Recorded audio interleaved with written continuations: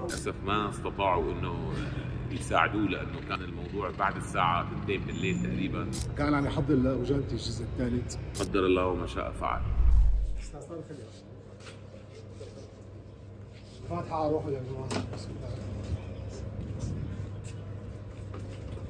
عم الله معك يا مسيح. الله معك يا مسيح. تفضل منا.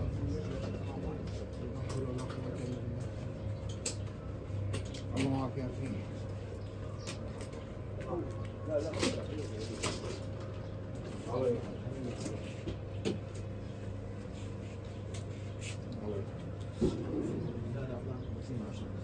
معك عبد النبي الشرعي.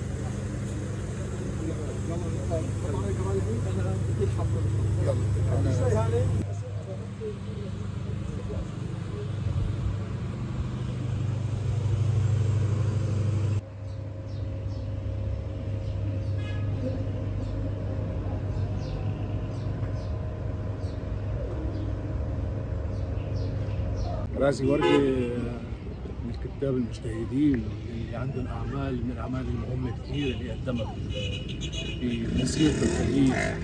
رازي صديق عمري، أنا وياه دائما كنا مع بعض. لمن يومين نحن كنا مع سوا، كنا عم نشتغل على مشروع وفجأة جانا هذا الخبر المؤسف للأسف. الله يصبر أهلنا يا رب والله يرحمه. بقاء لله، ما فينا نقول غير ما يرضي الله، يعني لا حول ولا قوة إلا بالله. شو صديقنا وراح. شو اللي كنتوا عم تحضروا له؟ كان عم يحضر لوجانتي الجزء الثالث، كان عم يحضر لعمل ثاني كوميدي مع شركة جولدن لاين. إن شاء الله أن يصير اللي صار. يعني الحقيقة خبر مؤلم جدا، الله يرحمه.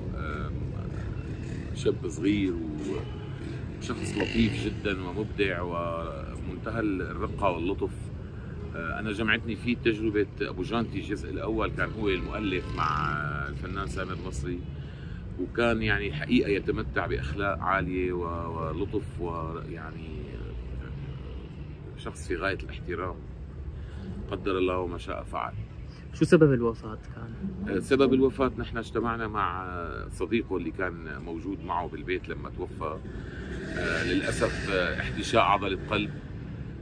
كان الموضوع سريع، وللأسف ما استطاعوا انه يساعدوه، لأنه كان الموضوع بعد الساعة 2 بالليل تقريبا، وكان مباشر. يعني الجلطة يبدو كانت قوية، ف